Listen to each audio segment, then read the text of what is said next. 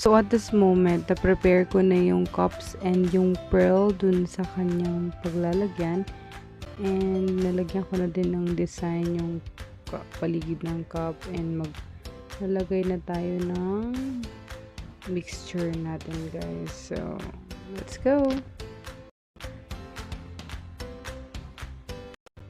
So this is the cream and the cream cheese. We will prepare it using the cream cheese powder, and we will add cold water para i-mix lang siya ng maayos hanggang sa makabuo ka ng mixture niya na medyo ganitong foamy. Pag sa cream pack foamy, yung sa cream cheese medyo para siyang whipped cream. So ayan, guys, tuloy-tuloy lang natin. Papakita namin sa inyo kung paano siya ginagawa. Haluin na mabuti after ng cold water, yung saktong amotang ng water para hindi siya maging malabnaw or para makabuo ka ng texture na maganda para sa mga toppings mo sa inyong mga milk tea, na maging design niya para maging maganda ang mga milk tea.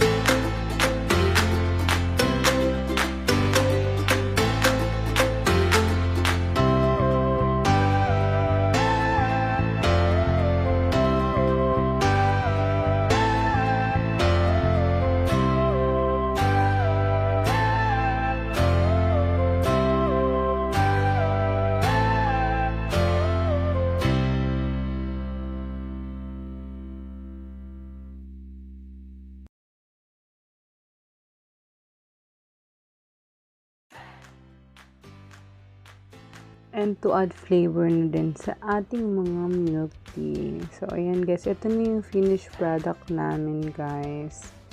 Ating mga milk tea. Hindi ko na na-videohan, pero ito yung mga gawa namin, guys, using Injoy Philippines milk tea flavors. So okay naman siya for business, guys. Nasa sa inyo na yun kung paano nyo i-mix. Basta yun yung ginagamit namin. So, share lang namin. Sana may natutunan kayo, and sana makatulong din ito sa business na gagawin ninyo. Thank you! And sa mga bago ngayon, don't forget to hit like and subscribe. Thank you for watching, guys. Pag-click na rin ako ng notification bell para mas updated kayo sa aking latest video.